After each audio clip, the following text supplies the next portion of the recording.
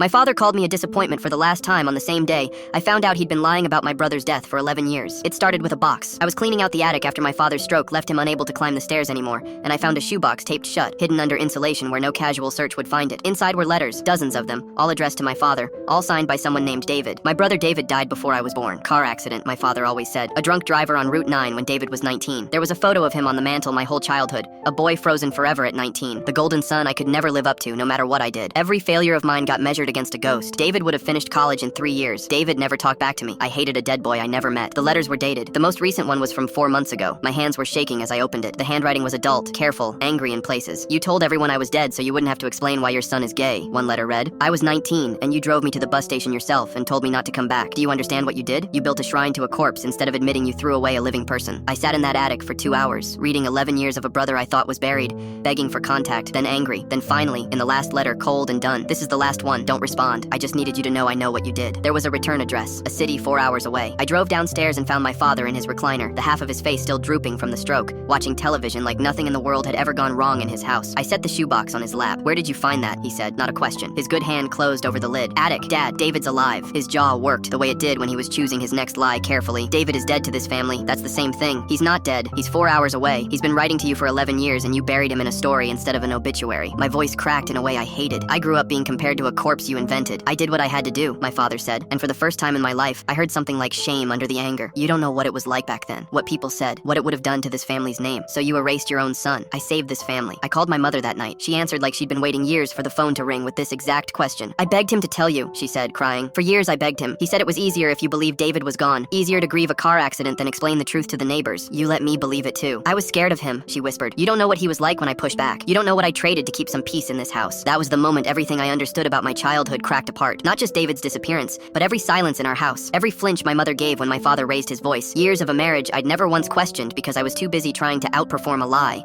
I drove 4 hours the next morning without telling either of my parents. I found David's address, a small house with a garden and a dog barking in the yard. A man opened the door. My father's eyes, my own nose, a stranger who was somehow my blood. You look like him, David said, not moving from the doorway. I didn't know, I said. I swear I didn't know. He studied me for a long time, long enough that I thought he might shut the door. Does he know you're here? No. Does he know he's dying? I hadn't told anyone that yet, not even my mother. The second diagnosis the doctors gave me privately after the stroke. Months, they said, maybe less. I stood on David's porch with that secret and the one I'd just uncovered pressing against each other, and I had no idea which truth I owed to which brother, or whether telling either of them would heal anything or simply break it further.